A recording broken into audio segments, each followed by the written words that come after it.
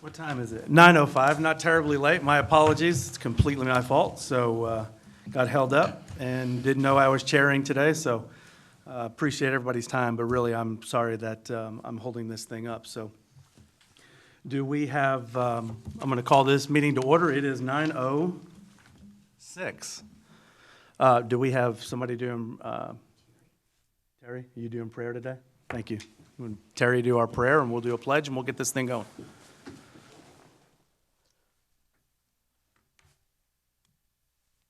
Bow your heads, please. Our most graciously Heavenly Father, thank you for the beautiful day that you've given us today. Please be with the commission and the city as we hear everything that's going on with our city. Help us make good choices and make good decisions for our future. Be with everyone in attendance today. Lead, guide, and direct us in the way that you would have us go. In your Son's most holy name, amen. Pledge allegiance.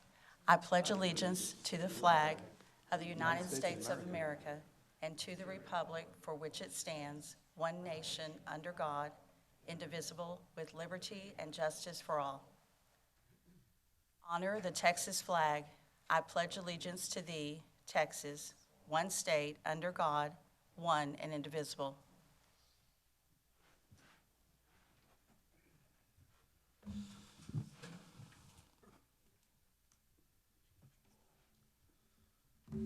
All right, so we'll move on to the consent agenda. The commission may request for a consent agenda item to be moved to the regular agenda for presentation and public comment.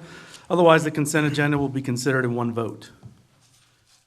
Item A is consideration of approving the December 16th, 2019 Planning Commission regular minutes. We'll entertain a motion. Make a motion to accept. Motion. Have a motion and a second to accept. All in favor? Aye. Any opposed? Motion carries. Moving on to the next item is the election of chair and vice chair.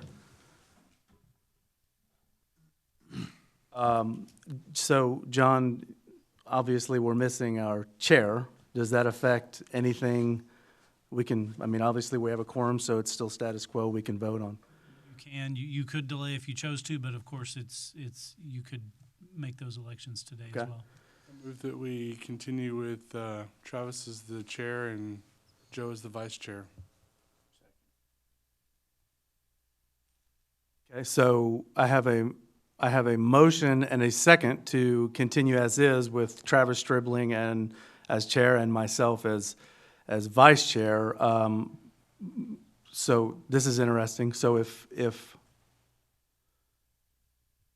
I disagree with that, I'm a nay, right? Is that how it works? You can amend the motion. But we still have to vote on that motion. Yes, but if you disagree with one and not the other, you might suggest splitting and nominating just the chair and then separately nominating the vice chair. I don't know what your objection might be, but that's one way to handle. Right. Yeah, so my objection is, would I state it now? As the chair, I'm going to state my, we need a lawyer. You don't necessarily have to state your objection. If it's to your own nomination and you want to decline to serve, you can certainly state that, and no one can force you to serve. And then we'll just have to do a nomination for vice chair separately. I withdraw my motion. All right, so let's just, I withdraw my motion. So I'll make a motion to continue as Travis as the chair. Second. Perfect. So I have a motion to continue with Travis Stribling as our chair, and I have a second. All in favor? Aye. Aye. Motion carries. Travis stays chair. Moving on to vice chair, I would like to, I'm allowed to nominate, right? Sure. I would like to nominate Terry Jackson as the new vice chair for this year. I'll second. I have a motion, my own motion, and a second. All in favor for Terry Jackson? Aye. I guess, yes. So when you don't show up to a meeting, you become chair or vice chair. So. All right, so that motion carries. Does she take over effective immediately? All right, Terry, are you ready? It's been a pleasure serving as vice chair. I obviously want to stay on the commission, but I just feel like sometimes it's good to have change, right? So, come on in.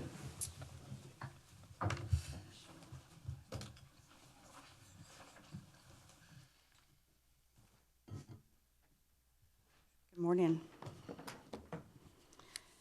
Okay, regular agenda subdivision plats. The Planning Commission has final authority for approval. Appeals may be directed to City Council. Bentwood Country Club Estates, Section 41 revised. A request for approval of a revised final plat of Bentwood Country Club, Section 41, being 23.521 acres of land generally located southeast of North Bentwood Drive and east Loop 306 Frontage Road. Good morning, members of the Planning Commission, and congratulations, Ms. Jackson. My name is Sherry Bailey. I'm one of the principal planners. Before you is Bentwood Country Club Estates, Section 41. I'm sure this looks familiar to you. In June of this year, you did approve version 2 of this.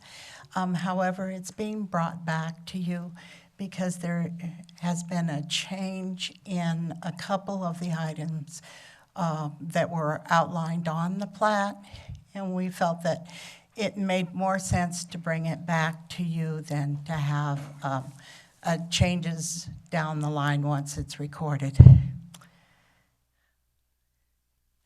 I also want to remind you that about September of this year, you did approve a conditional use permit for this site for a large apartment complex, and that's one of the items that has necessitated the change. Actually, it's necessitated both of those.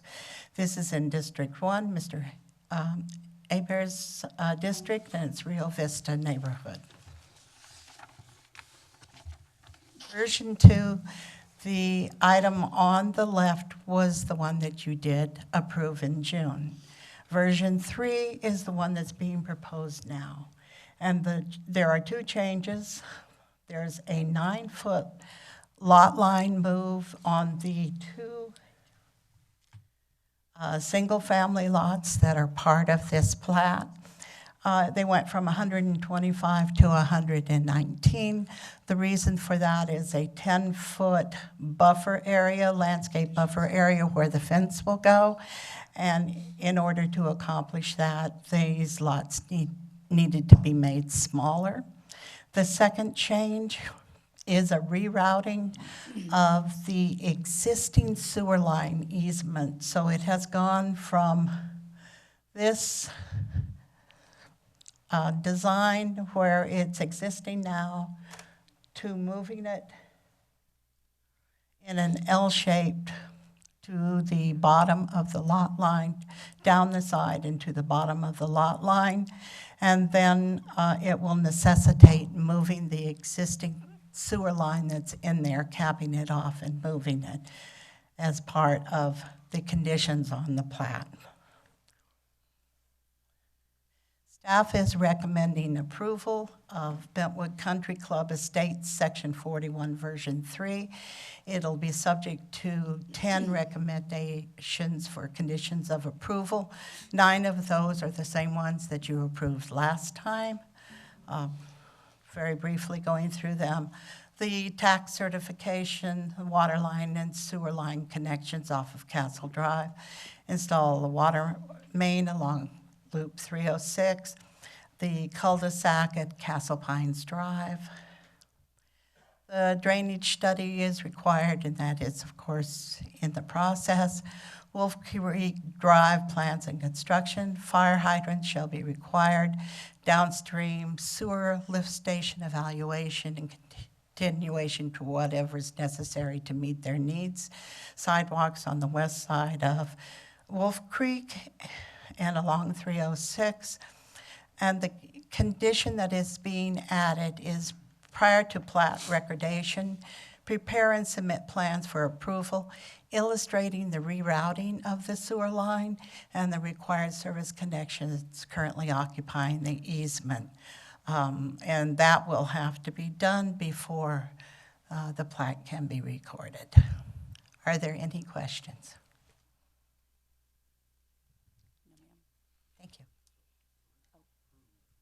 So do you have a question? So this is approved, we're just changing this one item. Yes. correct?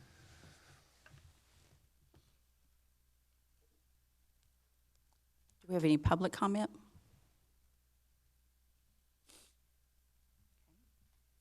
Seeing none, do I have a motion? Move to approve as presented. Second. We have a first and a second. All those in favor say aye. Aye. Any opposed? 6-0.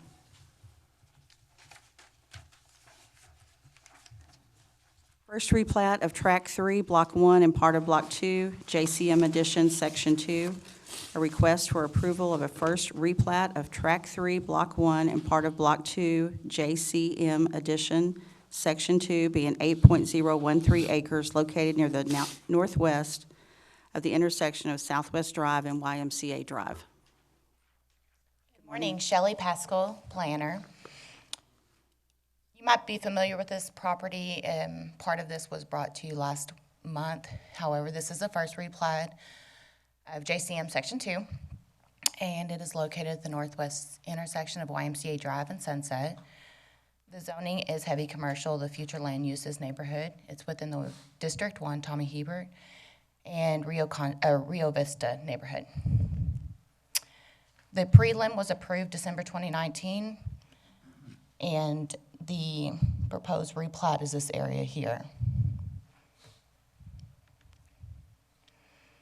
The proposed first replat is one commercial lot. They have requested a variance to maintain the 48-foot width pavement in lieu of the 50-foot.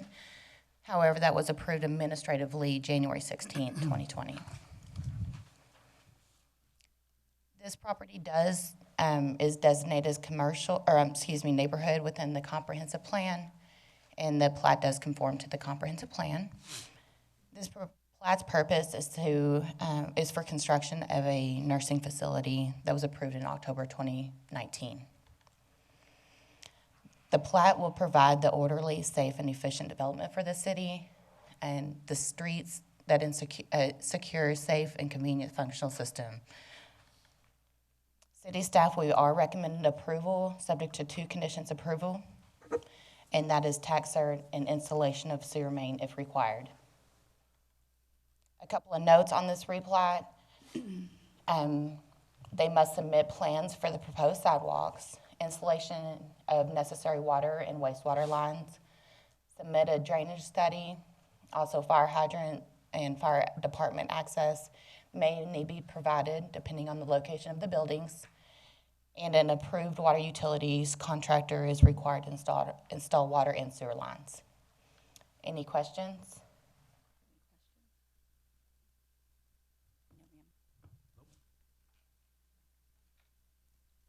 Any public comment? Good morning, Russell with SKG. Just be happy to answer any questions and also just ask your approval of the staff recommended and the conditions as presented. Thank you, Russell. Any further comment? If not, we'll close the public comment. Looking for a, Move to approve as presented. Second. okay, we have a motion and a second to proceed with this. All those in favor say aye. Aye. Any opposed? 6-0. Repeal of a preliminary plat, Lake Park. A request to repeal a preliminary plat of Lake Park being 32.318 acres located east of North Bryant Boulevard between West 48th Street and Lake Drive. And are we doing these separate, Jeff?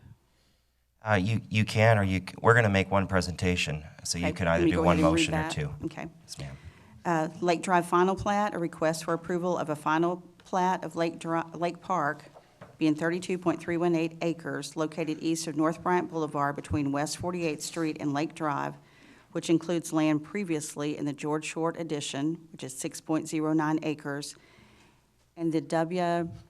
Michaelopoulos subdivision, 0.278 acres. Morning, Planning Commissioners. Jeff Fisher, Principal Planner. Our next case is combined 2 cases in one. It's a repeal of a preliminary plat. and then a final plat of the same area of Lake Park. They had submitted, the applicant submitted in October, and at the time, they proposed one access point here. I'll just skip ahead quick at that time.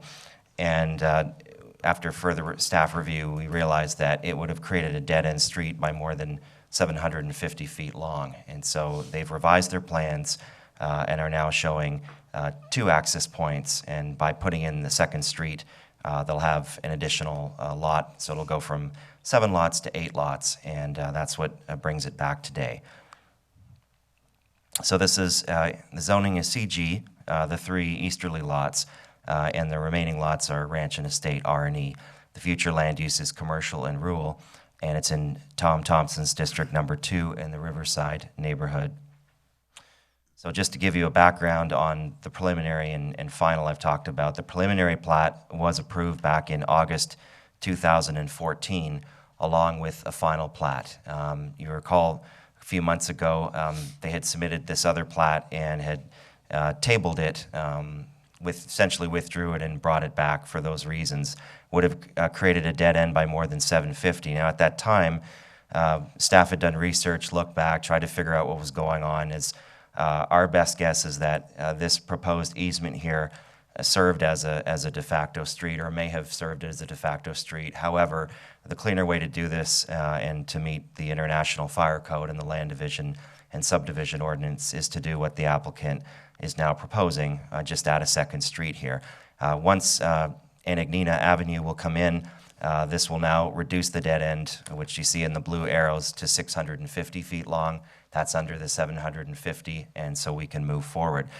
The reason we're repealing the preliminary plat as well as approving this final plat is because the preliminary plat only had the 1 street down here, doesn't meet the fire code today, and also would be different configuration than having the 2 streets here. So it was just cleaner, since the final plat covers the exact same area, the 33 acres of the final plat, just repeal the preliminary plat, and this will allow the final plat to move forward. So staff believes that the plat conforms with the comprehensive plan. The 3 westerly lots are zoned CG. That's consistent with the commercial designation in the comprehensive plan.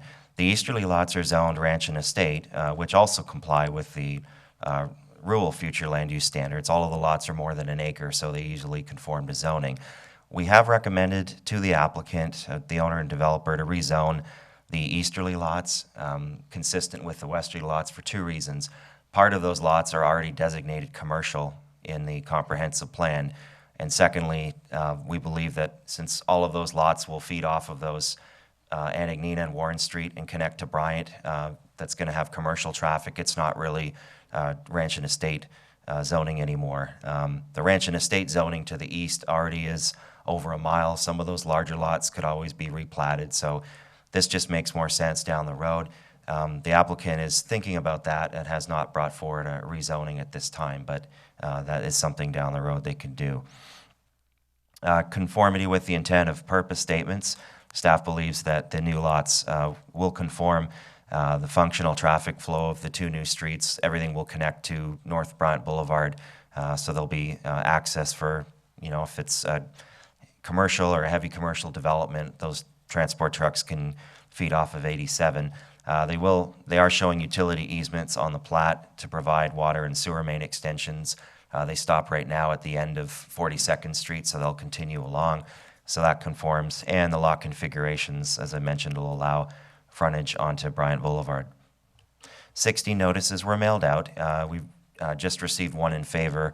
I've provided to you, that was Lot 7, which is good. That adjacent owner is also zoned ranch and estates. They had no objections to this. This is looking north and south on Bryant, east at the current property. Staff recommends approval of a repeal of the preliminary plat of Lake Park and approval of a final plat of Lake Park, subject to the 10 conditions of approval in your staff report. And I'll just give you the quick summary. Copy of the tax certificate.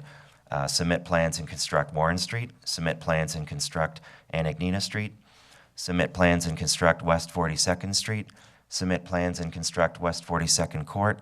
submit plans and install water main and connections, submit plans and install sewer main and connections, install water and wastewater service lines to each lot, a drainage study, and install fire hydrants as necessary.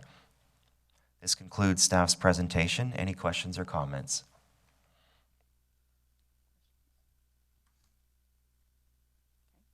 I think so. Thank you, Jeff. Open this for public comment. Please state your name. I'm Kristen Buchanan with Dunaway, and I'm just here to answer any questions and request approval as presented. Thank you.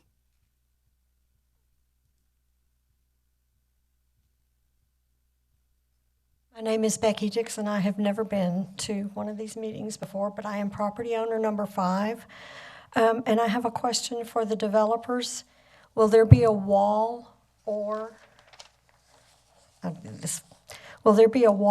substantial fence built at your expense to separate the development from our property? So the zoning ordinance would require an opaque privacy fence of at least 6 feet between any commercial and residential property. So the city does have a current regulation that would require 6-foot opaque if those properties do become commercial. Okay. So that was something that was already in place? Yes, ma'am. It's required for any new commercial development here in the city if they adjoin residential use or district. Okay. My second question is kind of to the city. Does the city have any authority to come back to us as property owners in the future and tell us that we have to clean up our property because of the development? Because I don't want to do that. That's my quiet, personal. Well, I would think that if it was a code compliance issue, they would have the city would have the authority. If it was unsightly, different things, but just because this development is there doesn't mean the rules will change by any means. And what is your, oh, never mind. Yeah, my name is Hillary Bucher. Thank you very much. Thank you. Any other comments? We'll close public comment. Discussion?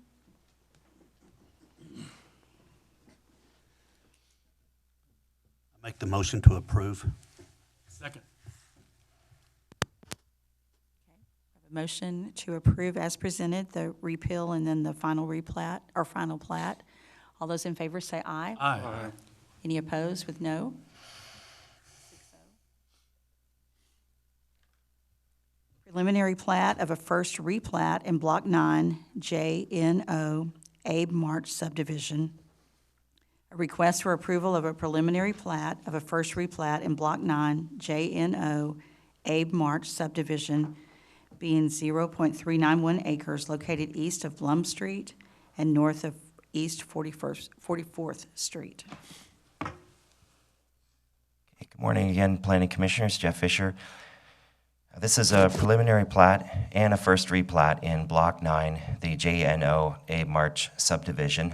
For the peculiar name, I believe it was the John North subdivision. And so when the county approved this back in the 1900s, it was the JNO addition. So this lot sat vacant for a long time, and now the owners have acquired and would like to build 2 homes on it. It's east of Blum Street and East 44th Street. The zoning is RS1. It's in the neighborhood future land use. District 2, Tom Thompson, in the Lakeview neighborhood. So what they'd like to do, what they originally had, they submitted this several months back and withdrew and have now resubmitted. They originally wanted to plat all of this in the red as one lot. Well, back in the 1900s, when this subdivision was approved, there was an unimproved street, ask me why, 44 2/10 feet wide, that was going in here next to Lakeview High School and the ball fields.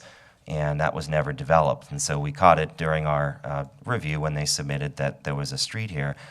If they platted it in this configuration, they would have to provide their incremental half, dedicate an extra 4.4 feet of right-of-way, and being the first incremental developer here would have to pave 26 feet of street width. So what they've done in order to get a building permit here in the future is they've done a preliminary plat for the whole thing and then just did a final plat on Lot 2.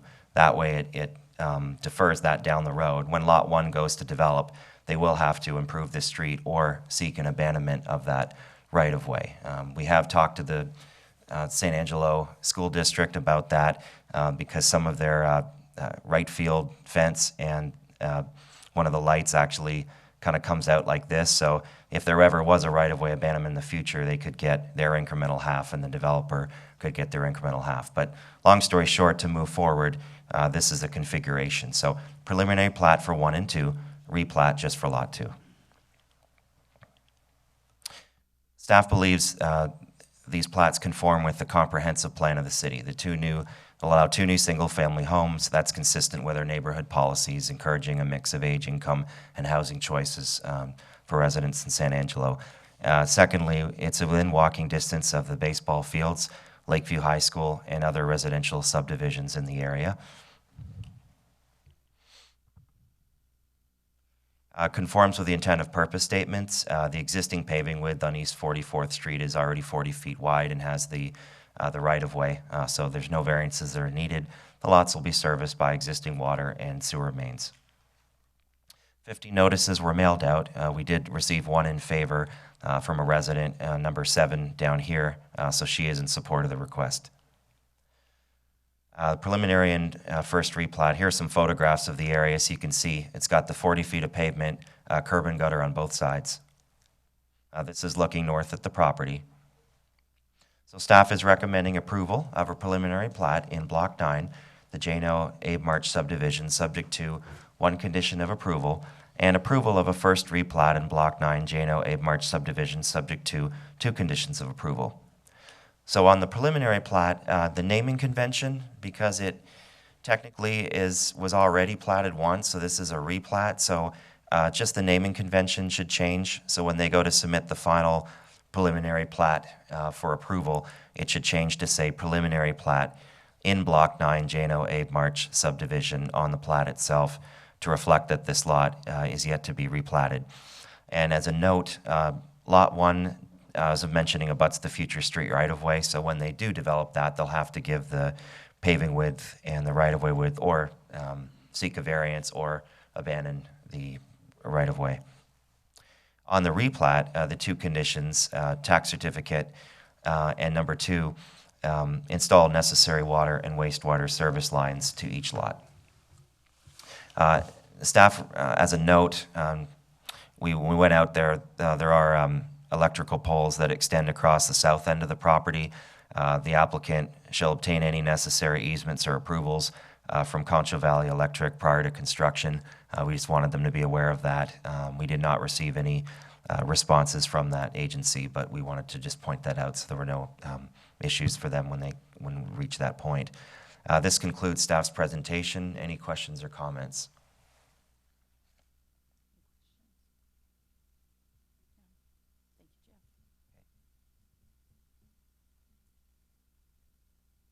We'll open for comments, public comments.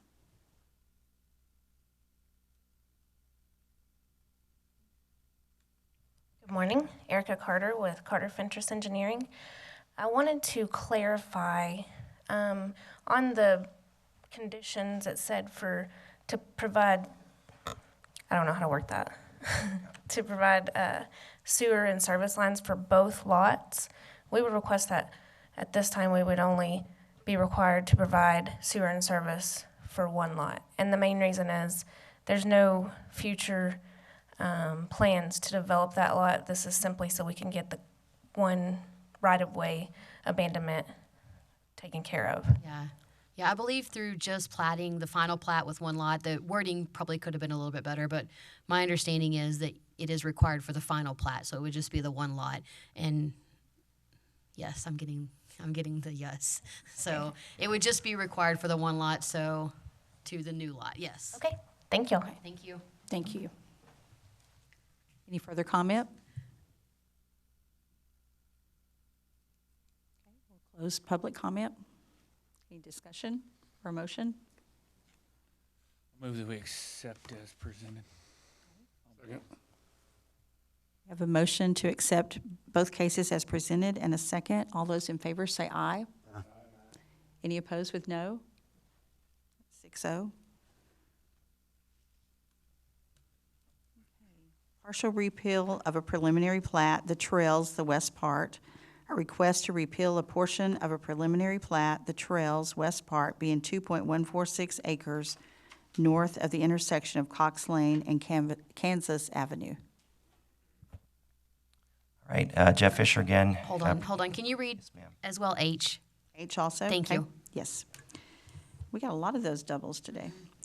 The Trails, Section 5, a request for approval of a final plat of the Trails, Section 5, being 2.146 acres north of the intersection of Cox Lane and Kansas Avenue, and a variance from Chapter 10.3.A.2 of the Land Development and Subdivision Ordinance to maintain a paving width of 24 feet in lieu of the required 40 feet for Cox Lane and Urban Collector Street. Mr. Fisher. Okay, thank you. So this is, again, two cases we've put together into one. It's a partial repeal of a preliminary plat by the city in order to allow a final plat to move forward for the Trails Section 5. North of Kansas Street and Cox Lane, the zoning is RS1 on the property, future land uses neighborhood, District 1, Tommy Hebert, in the Rio Vista neighborhood. So when staff received the final plat here, so this is going to be a one-lot subdivision, 170 feet wide by 550 feet long off of Cox Lane before it makes that turn and goes down to Foster.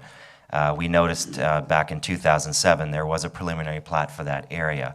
This was the preliminary plat configuration at that time, so it was for, this whole block had 7 lots and, or excuse me, 1, 2, 3, 4, 8 lots.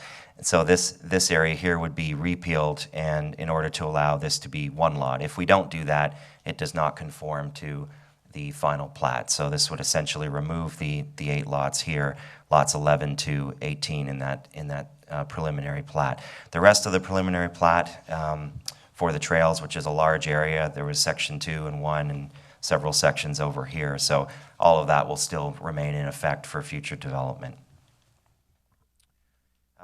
As part of this request, the applicant is applying for a variance on Cox Lane. It's currently 24 feet wide, and it needs to be 40 or 36 feet with a 4-foot sidewalk. So the variance from 10.3A2 of the Land Division and Subdivision Ordinance is to maintain the 24-foot paving width in lieu of the required 50 feet for an urban collector street. This is a collector. Staff believes that the lot does conform with the comprehensive plan. The new single-family home is consistent with the neighborhood designation. It encourages a mix of age, income, and housing choices again. Staff, however, believes that a final plat consistent with the governing preliminary plat should be 8 additional lots, would provide additional housing opportunities, and it will also split the costs evenly of Dakota Lane. So if I go back here, this street up here, from here over has not been developed yet. So essentially, if they were to use this configuration, then all of this developer, say, replatted all of these, they could incorporate that into the costs of their incremental half on Dakota Lane by creating only a 1-lot subdivision and leaving Lot 10. When this owner goes to develop Dakota Lane, they would have to accrue all of those costs. That being said, they do meet the technical requirements of the subdivision ordinance, and therefore we are supporting the request, and we'd have no reason not to, but we just wanted to point that out to you as well. Staff recommends approval of the plat. The additional paving width, so now on the variances, we do not support the variance on the paving width for several reasons. One is the additional paving width, and I walked out to the site last week when I did a site visit. I'm familiar with that area. There's a very sharp turn on Cox Lane that goes south. There's a guardrail there that city and operations have agreed to move back to accommodate the extra paving width, but at 24 feet, that's very narrow. As you go east on Cox Lane, the other sections of the trails had paved their incremental half. So this is just really to close this gap and ensure more safety in the roads. The dedication would also allow easements consistent with the existing water and sewer main to the east to be extended in a straight line going across. So we believe that that would be detrimental for those reasons. The applicant did mention a grade differential, and I concur. There is a grade differential as that grade kind of drops as you go past that guardrail. However, that's no different than any other cases. They could fill that in and add the additional paving width. So we believe that would be an inconvenience, but it wouldn't go as far as a hardship as it's written in the language of the subdivision ordinance. And finally, we've mentioned leaving the deficient street width with the sharp turn would be less safe. These are some pictures of the property. So this is probably a better aerial view zoomed out of it. So the current right-of-way here is 35 feet. They're going to dedicate the extra 15 feet on their side to meet the right-of-way requirements, but they want the variance on the 24 feet. The trails over here, sections 1 and 2, already dedicated their incremental halves when they platted. So this is really just closing this gap and making it safer as you make that turn. So staff recommends approval of a repeal of lots 11 to 18 in Block 4 of a preliminary plat, the trail's west part, approval of the trail's section 5, but denial of the variance from Chapter 10.3A2 of the LSDO to maintain a paving width of 24 feet in lieu of the required 50 feet for Cox Lane and Urban Collector Street, subject to the 4 conditions of approval in your staff report. Copy of the tax cert, submit plans and construct the additional paving width on Cox Lane or seek a variance, submit plans and install sewer main and connections to extend that sewer line, and install water and wastewater service lines to each lot. This concludes staff's presentation. Any questions or comments?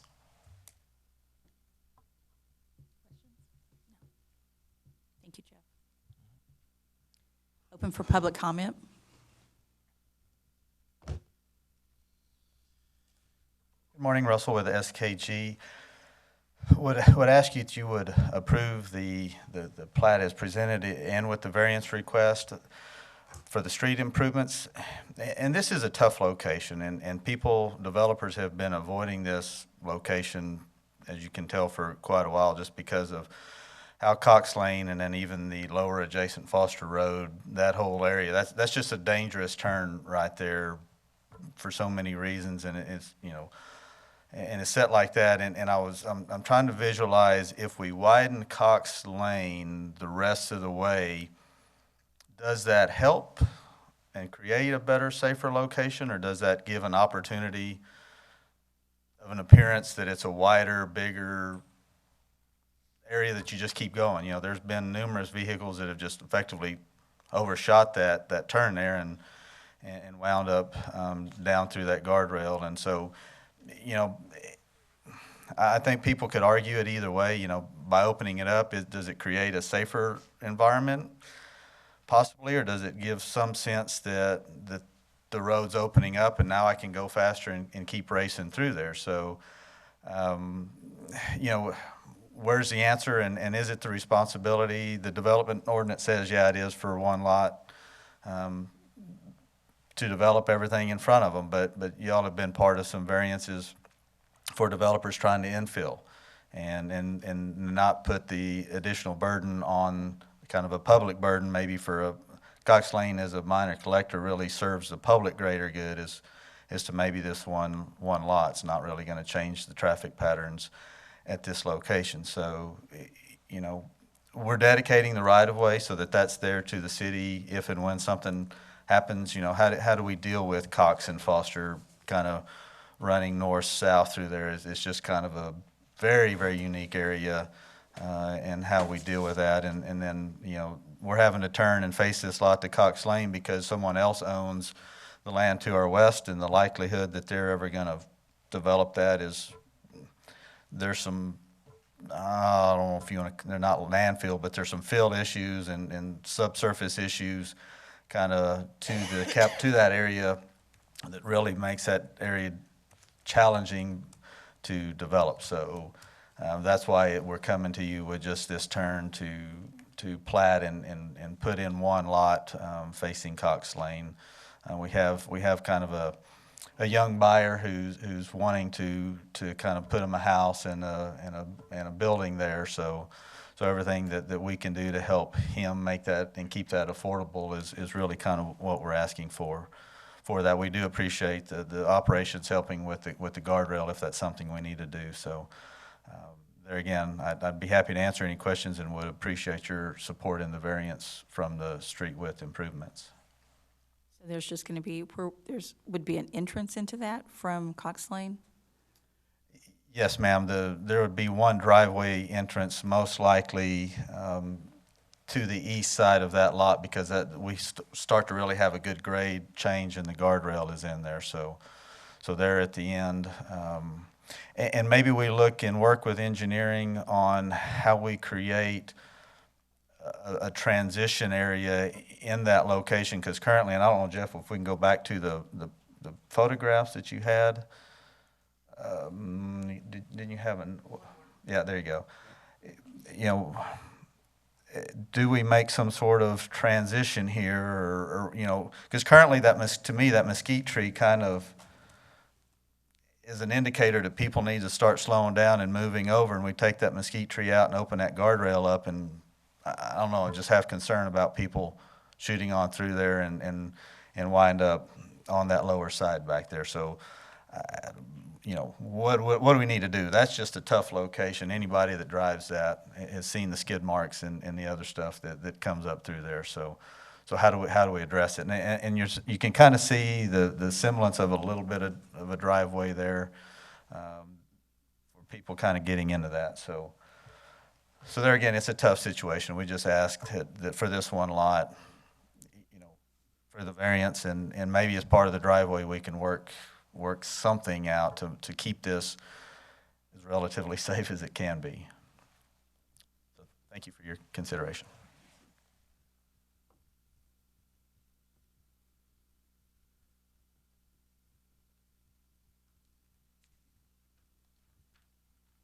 Morning, Commission members. Lance Overstreet, Engineering Services.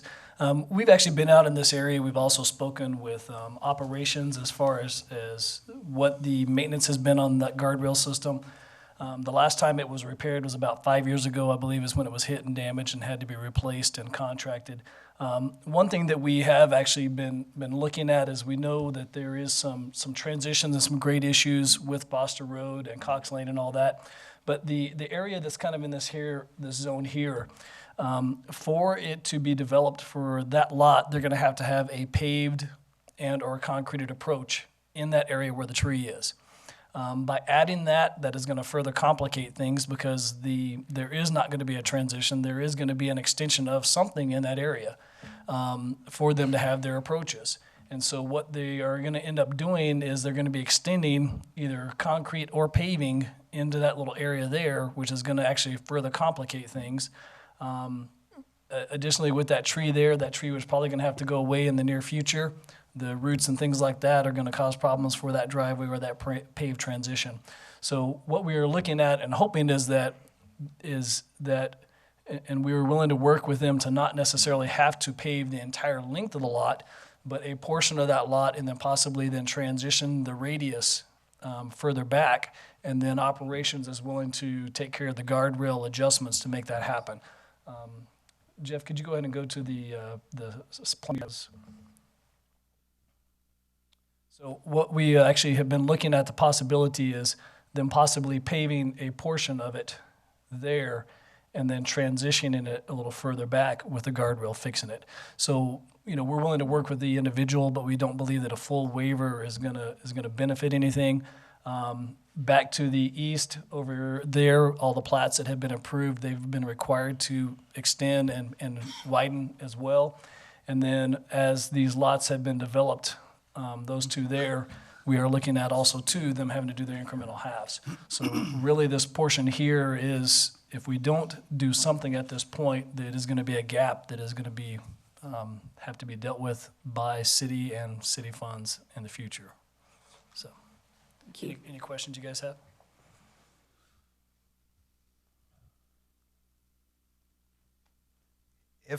If in the verbiage, could we just give some loose verbiage there instead of the full variance or no variance, something that would just allow us to work with engineering on the appropriate solution.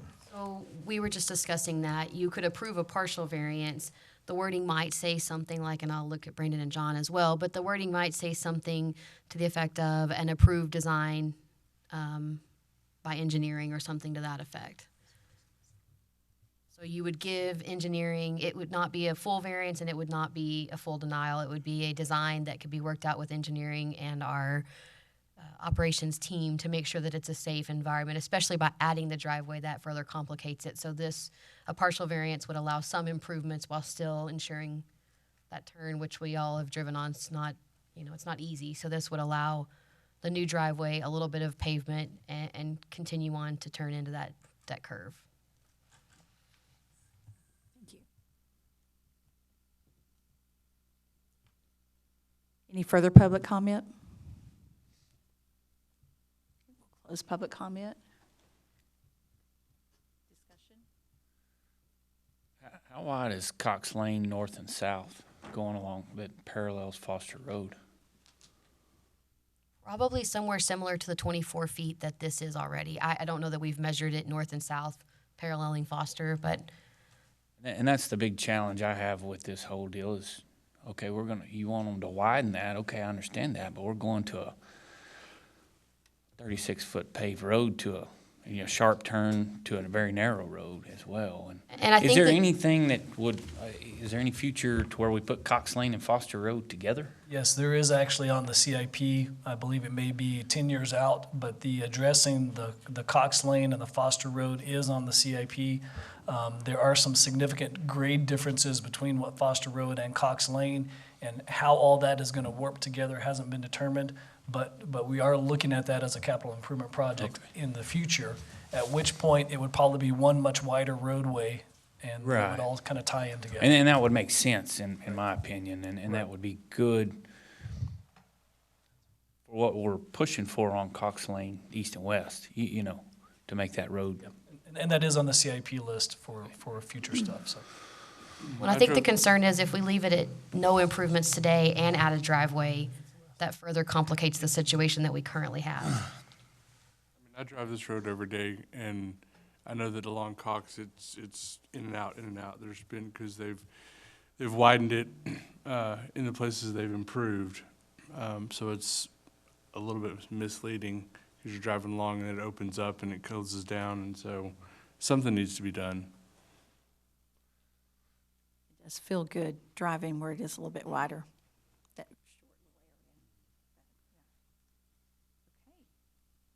Or our only option is to either approve or disapprove or do a partial like you were discussing? Yes, sir. I think that's your options is approval of the variance would require them no further improvements. Denial would require full improvements. Somewhere in the middle would be the partial variance to a design that could be agreed upon by engineering services and operations. So that they could make that transition. Like you're saying, we don't necessarily want 30 going straight to 24. There has to be some sort of transition in there to help with that. Can we go back to the recommendations page? I'm ready to make a motion if nobody else. So move to approve the repeal of the preliminary plat and approve the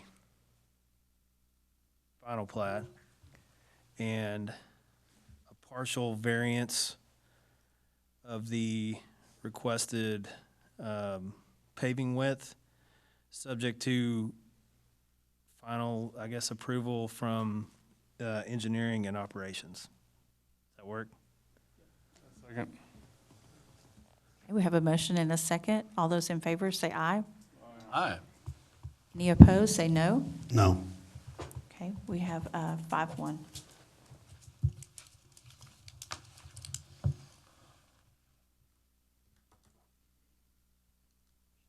Related comprehensive plan amendments and rezonings. City Council has final authority for approval of comprehensive plan amendments and rezonings. Trinity Lutheran, City of San Angelo, CP 20-01, City of San Angelo, public hearing and consideration of an amendment to the City of San Angelo Comprehensive Plan changing certain lands from the transitional and neighborhood future land uses to the neighborhood center future land use, being 32.4 acres located between Lutheran Way, Sunset Drive, West Loop 306, Frontage Road, and near Foster Road. And the other one also? Okay. And Z 20-01, Trinity Lutheran, public hearing and consideration of a request for approval of a rezoning from the low-rise multifamily RM1 zoning district to the neighborhood commercial CN zoning district located at 3536 Lutheran Way. Thank you. Shelley Pascal, city planner. This is both a comp plan change and a zone change request. The comprehensive plan we're requesting from neighborhood to neighborhood center, and the zone changes from low-rise multifamily to neighborhood commercial. This is in District 1, Tommy Hebert, and the neighborhood is also Rio Vista. And I can show this map here does show the comp plan amendment highlighted in red, which is also this. It is currently neighborhood. We're looking to change it to neighborhood center. And this is the actual zone change, both the future use and the zoning map. As you can see, it just has Trinity Lutheran for the zone change. Here's a couple of photos. This is Trinity Lutheran's Church and Child Care Center. This is the commercial property across Sunset Drive as Strip Center. Another commercial property across Sunset Drive, both and across Lutheran Way. The apartments across Sunset, or just east, and then vacant land to the west. On the comprehensive plan, I did send out 67 notifications. I did not receive any in favor nor in opposition. And on the zone change, I sent 17 out, and 0 in favor and 0 in opposition. But I did receive several phone calls, just more inquiring about kind of what was going on. There was no major concerns. Rationale for approval, we do believe that the comp plan is designated as neighborhood, and requesting to neighborhood center, this zone change would be compatible with that comp plan change. The existing daycare, elementary, and junior high are allowed within RM1. The church and high school are allowed by approval of conditional use.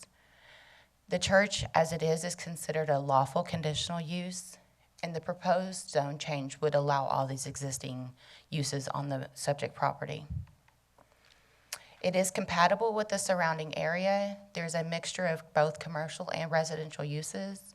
There's single family to the north, multifamily to the east, a commercial strip center directly across Sunset, and the subject property fits within the existing commercial development in the area. The low-rise multifamily never developed on the subject property. There is little to no adverse effect on the environment. Allowing the site to rezone to neighborhood commercial would be reflective of the continued need for commercial development in the area, and allow a continuance of a zoning designation that never, or allow a continuance, rather than allowing a continuance of a zoning designation that never came forward. The parcel will be consistent with the adjoining development in the area. City staff, we are recommending approval of the comprehensive amendment change of the future land use designated land from neighborhood to neighborhood center, and we are also recommending approval to rezoning from low-rise multifamily to neighborhood center. Any questions?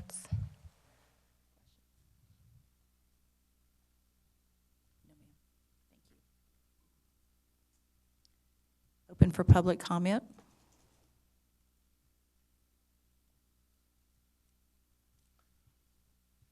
What again is neighborhood center? So neighborhood center is the future land use. It kind of directs the way we look at zoning. So neighborhood center would allow a mix of light commercial uses adjoining to a neighborhood. So that's the future land use part of it. The church is asking to go to neighborhood commercial zoning, which would allow them to expand their high school component further, so it allow them to develop that way. They're also looking to put up a little bit larger sign. So there's a couple of things that we believe Neighborhood Center fits in with this neighborhood. It's not heavy. The church, I think, has a really good relationship with the neighborhoods, and probably why they didn't see a lot of opposition to this going commercial. But they're just looking for basically a small-scale commercial designation to continue their programs at the church.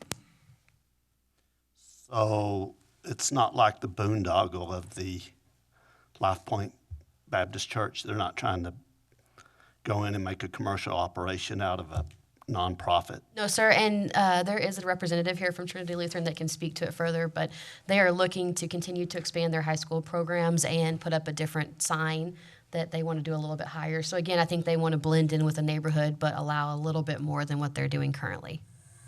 Hello, my name is Ron Fritchie. I'm the principal at Trinity Lutheran School.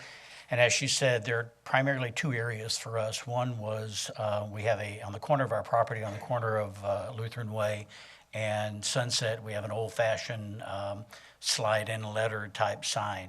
And so we had funding and had a donation to purchase a digital sign. And it's about 35, 40 feet off. The current sign's about 35, 40 feet off the road. A digital sign that far off the road can't be read. So we wanted to move it closer to the road and make it a little bit taller. But in the zoning that we're in, we can't do that. And we also have operated for years with an early childhood center through 8th grade, and it's our desire, and have started the process of adding secondary education, 9th grade, 10th grade, 11th grade, 12th grade. We either have to go back and apply for conditional use, or this would solve that problem as well. So we're not planning on changing much of what we do other than better communicating to the neighborhood and to our own student body with the sign of what's going on, as well as expanding our ministry, our educational ministry, to more families and more students. Thank you for considering this matter. Thank you. Any further questions or discussion?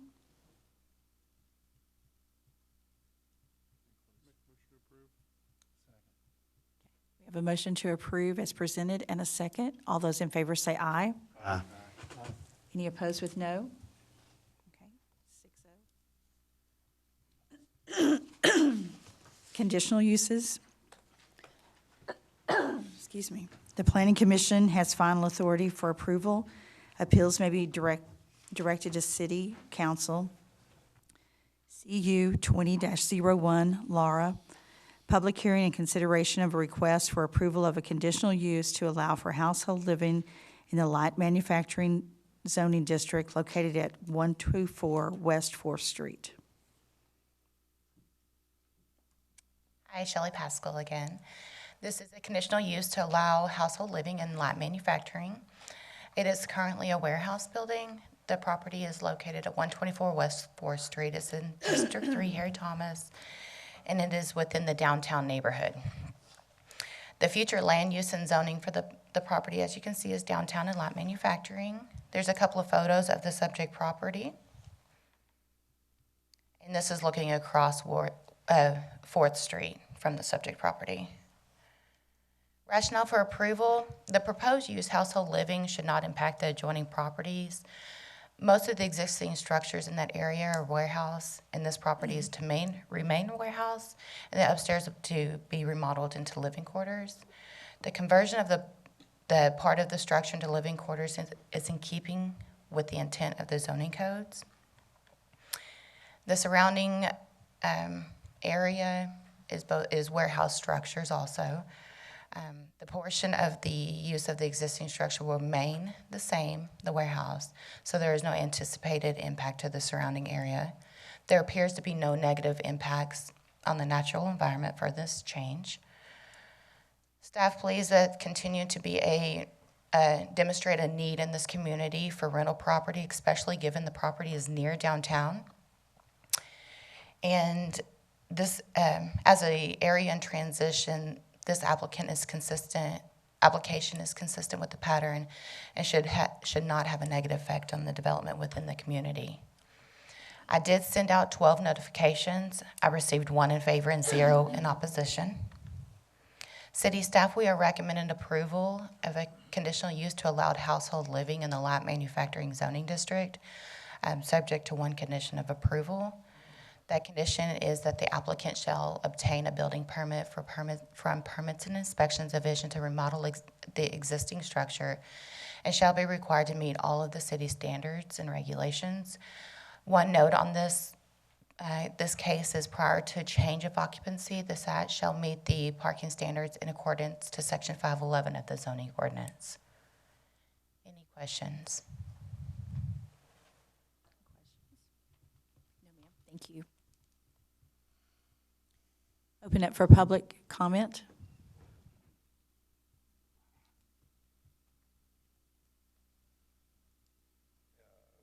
My name's Chris Kane. I own the property directly across the street from that. Anybody that's been in San Angelo for any length of time remembers the big warehouse fire down there. So that's the vacant property across the street. We intend to do something with that in the future. We're not here to oppose, say that this should go or shouldn't go. We're just worried because we have a warehouse on the other end of the street and then it's surrounded by warehouses. We've got a lot of traffic and we want to do something with our property in the future. And our concern is just that if it becomes residential, will it affect us developing or doing something with the 10 lots that we've got across the street? And if you saw the picture from across the street, you'll see that our moving van's parked over there. We've got several, so I haven't had a chance to do any research or homework. We just want to make sure that it doesn't affect what we may want to do in the future with our commercial property. Okay, your zoning should stay the same, but Hillary can answer. Yeah, of course. So your zoning would stay the same, and actually this property's zoning would currently stay the same. The conditional use would just allow one more use on top of the uses that are allowed. So it's across the street, so you're not directly adjacent or anything to that effect, but I can't think of anything in particular that it would affect your development. Yeah, it was mostly parking we were concerned with, and we don't want to hold anybody back. In fact, whoever owns it, we'd love to see what we could do to work with them to help make the neighborhood a better place. We just wanted to express our concern to the council. Great, thank you. Thank you. Good I'm morning. Lara. I'm the one that owns the property, and I'm hoping that y'all will consider the allowable uses. I'm new to this, so, and I appreciate your concerns as well. And I may be using you for parking in the future, if allowable as well. I'm hoping that this will not pose any problems. These are just we want to turn that up, the upstairs part that's 2,900 square feet into a living quarters that would be for let. And we will have to consider the section 511, but right now, part of that property, actually, that the street's on, is state property. So we're going to have to get consensus from the state and stuff like that for usage for parking, I believe. Based on the proposal that we are putting forth is only going to be max occupancy of 4 family members per dwelling unit, and that'd be a total of 8, which would require 2 parking spaces per dwelling unit. And we also own the warehouse that's right beside it, and on that area that it circumferences as well as additional parking as well for that. But it's all in the preliminary stages, so right now we're just trying to get all the permissions set forth before we make further plans to consent to going into permits and such. If you have any questions, I'll be glad to answer. Thank you. Thank you. Any further comments? Okay, we'll close public comment. Open it up for the. Second. Have a motion to approve as presented in a second. Sorry, Second. I can't talk. All those in favor say aye. Aye. Any opposed with no? Be 6-0.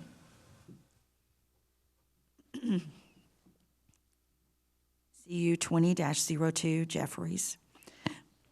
Public hearing and consideration of a request for approval of a conditional use renewal for short-term rental within an existing single-family dwelling in the single-family residence RS1 zoning district located at 2181A Gun Club Road. This is a conditional use renewal for a short-term rental. The property is, as you stated, located at 2181A Gun Club Road. It is within District 1, Tommy Hebert, and the neighborhood is Nasworthy. The The future land use and zoning maps stated here, half the property is in neighborhood and the other half is in the rural. That's the parking for the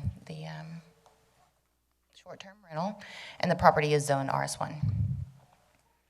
Here's a couple of photos of the subject property and the parking, looking both east and west. Rationale for approval, renewing the existing short-term rental does not appear to create any adverse effects on the adjacent properties. The property is zoned RS1, and it was created as 2 separate lots on each side of Gun Club Road. The existing dwelling does comply with all the required setbacks except for the 25-foot. However, that was legally non-conforming because the house was built in 1959 before the property was annexed into the city. The renewal of the existing short-term rental remains compatible with the surrounding area of the single-family residential, and there is no anticipated adverse effects on the natural environment. Staff believes that there's a continue to demonstrate a need in this community for available rental properties.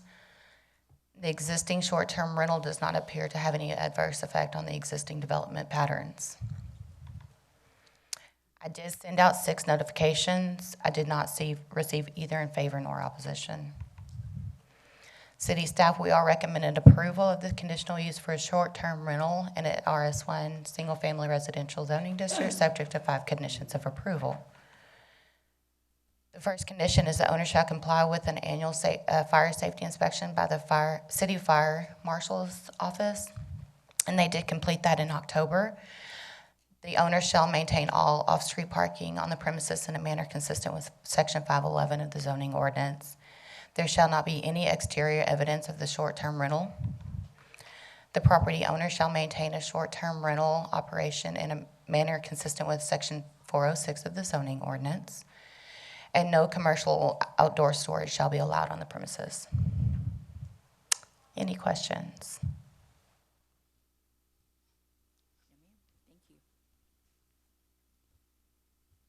Open up for public comment.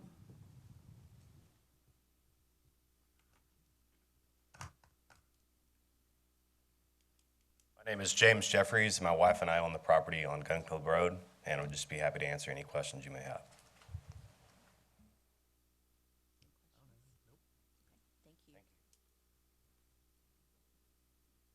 Any further public comment? If not, we'll close public comment and open it up for the commission. Move approval as presented. We have a motion to approve and a second. All those in favor say aye. Aye. Any opposed with no? 6-0 approved. CU 20-03 Jacobs. First hearing and consideration of a request for approval of a conditional use for the construction of a single-family home in the neighborhood commercial zoning district located at 418 West Avenue Y. Good morning again, Sherry Bailey, Principal Planner. This is a request for a conditional use in a CN or neighborhood commercial zoning, and that is required if there's going to be a residential living in CN. The property is located at 418 Avenue Y, and just to refresh your memory, last month you had a zoning request in this same general area going from CGCH to CN with the intent on this same applicant to build single-family residential in those CN lots. This particular lot that he owned is already zoned CN, so he's coming forward with the conditional zone, or conditional use request. The district is District 3, Mr. Thomas's districts, and it's the Rio Vista neighborhood. You can see the neighborhood center and the lot selected. You can see the neighborhood commercial on that one lot. It is surrounded by single-family residential. This is pictures of the site, and This is where the applicant intends on building. There's residential adjoining, there's residential across the street and in the back. If you look, it's about 1 block away from the overpass, pedestrian overpass area, and that's really where the commercial starts in this area. And so the single-family residential is in keeping with that. This is a look at the rest of the street facing east where the school is located and the Boys and Girls Club, and at the back side or the north side of the block, which is also all residential. On the rationale for approval, we believe that even though the zoning district is neighborhood commercial, the existing use in the area is single-family residential, and this is in keeping with that. The lot size is 50 by 138, which is 6,900 square feet, and that's compatible with any residential lot in the area. And it is compatible, as I indicated, with the surrounding area that's already being used as residential. The park, the school, and the neighborhood Boys and Girls Club is down the way. We don't anticipate any effect on the natural environment, and this area does not require a drainage study. The community need is already established by the 2019 study that was done, which talks about the demand of affordable housing, and this is an area where affordable housing is very necessary. And the development patterns, there will be no change by this single-family residential. We sent out 17 notices. We had a couple of calls just voicing their approval of what the applicant wanted to do, but nobody sent in. And staff is recommending approval of the conditional use to allow the construction of a single-family home, subject to 2 conditions of approval, and that the applicant, those are that the applicant obtain a building permit for the structure, and the development shall comply with the zoning ordinance of the RS1 zoning that is adjacent. Are there any questions? No, ma'am. Thank you. Open for public comment. Anyone wishing to speak? Close public comment. Have a motion to approve. We have a second. Okay, a second. All those in favor say aye. Aye. Aye. Any opposed with no? 6-0. Right-of-way abandonments. City Council has final authority for approval of right-of-way abandonments. Street right-of-way abandonment, Hawkins. A request to approve the abandonment and vacation of approximately 675 feet in length, 79,366.32 square feet for a total of 1.822 acres of the Riverside Golf Club Road public right-of-way located north of the intersection of Riverside Golf Course Road and Mesquite Ranch Golf Club. Access road terminating at North Bryant Boulevard. Ms. Bailey. To kind of set the stage for you, and I often see, I've been out to the site a number of times now, and I often see people coming off of the Highway 87 there. They'll catch that off-ramp, or actually it's just a side turn to head down, which bypasses most of the city. Because people are used to it, there is a concern by the applicant that has purchased this property down here, which is Kent Distributors, and they are going to build a truck stop there, and then they are going to participate in the construction of a light at 33 and 87, which will help deflect the heavy traffic onto 33rd. They'll improve 33rd and come into the truck stop site, which is right at that corner. Their concern was you'd still have that traffic coming off there up at the access road at that point, And having that conflict with heavy truck traffic was a safety issue to be concerned about. So they've asked for the abandonment of the road. The one concern is the access road for the golf course maintenance area, and there's a residential structure out there. That whole area is owned by the federal government, and they've talked to the state park system about taking that entire area over. So both areas are concerned that they still maintain that access, because the only access to that facility is that area of just north of the 33rd.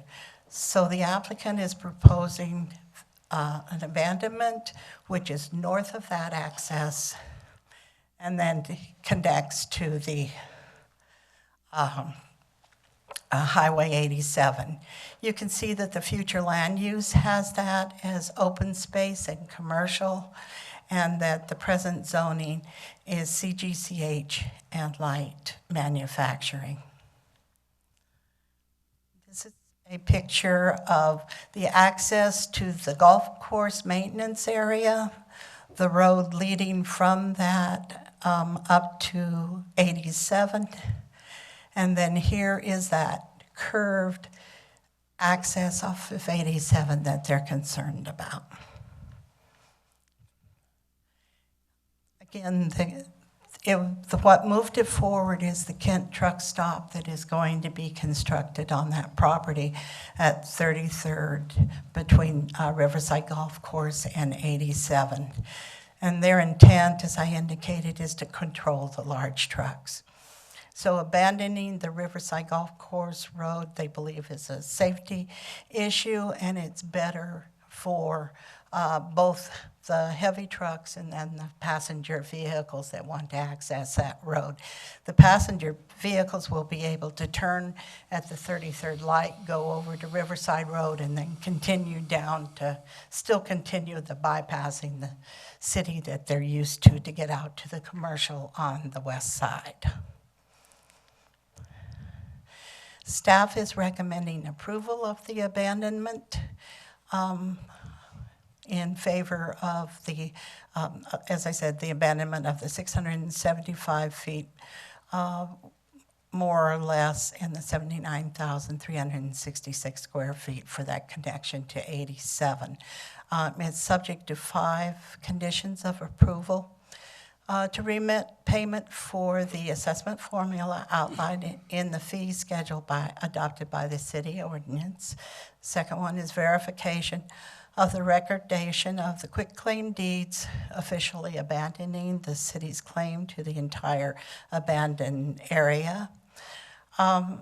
To obtain approval and officially record a subdivision plat that assigns the abandonment either to one or both lots that are adjacent to that area that is to be abandoned.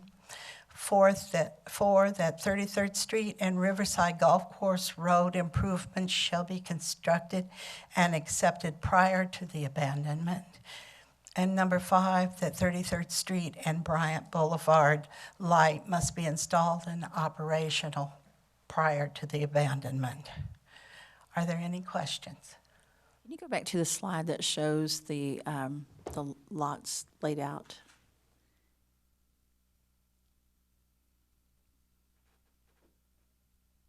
Okay, so 33rd is going to be? 33rd right here, and 33rd will be improved, and then south of 33rd will be where Kent will have the truck stop.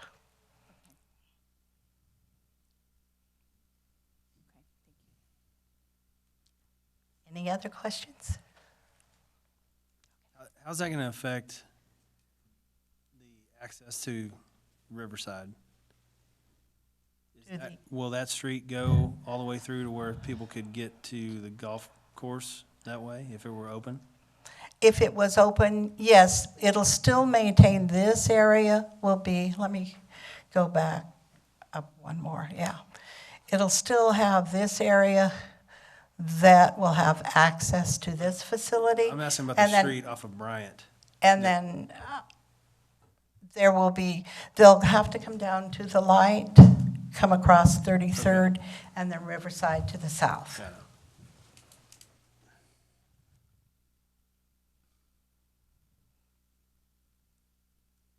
Are there any other questions? Okay. Thank you. Open for public comment.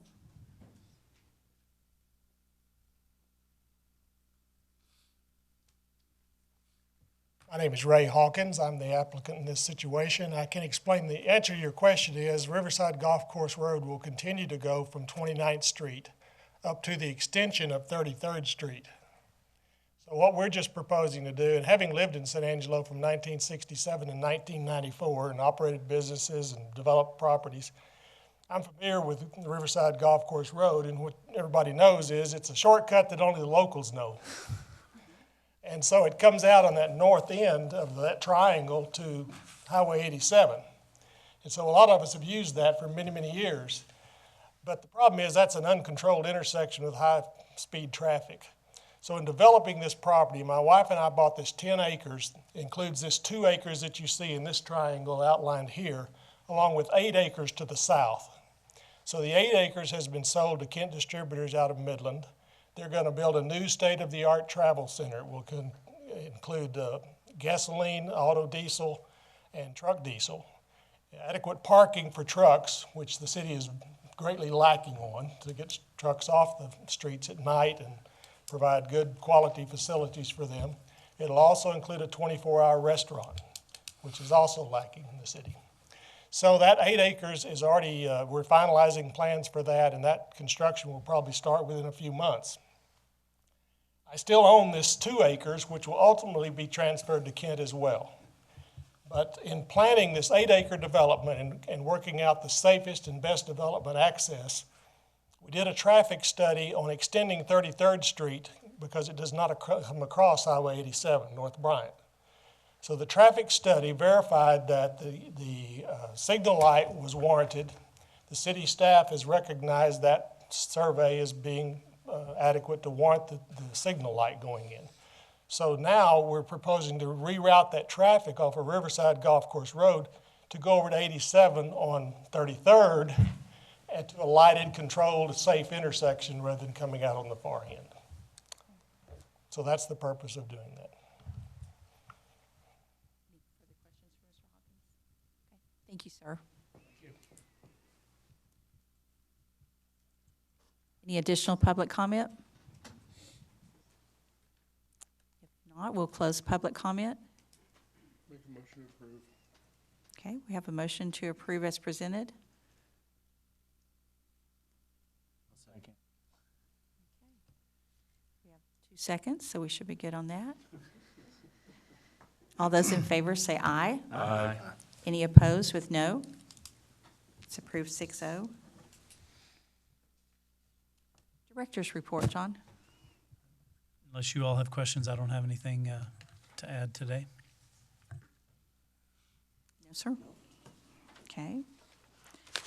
Future meeting agenda and announcements. The next regular meeting of the Planning Commission is tentatively scheduled to begin at 9 a.m. on Monday, February 17th in Council Chambers, South Meeting Room of McNeese Convention Center at 501 Rio Concho Drive. Make a motion to adjourn. Okay. We have a motion to adjourn? Second. Second. All those in favor say aye. Aye. No opposed. I can answer for that. Thank you. You get 1029?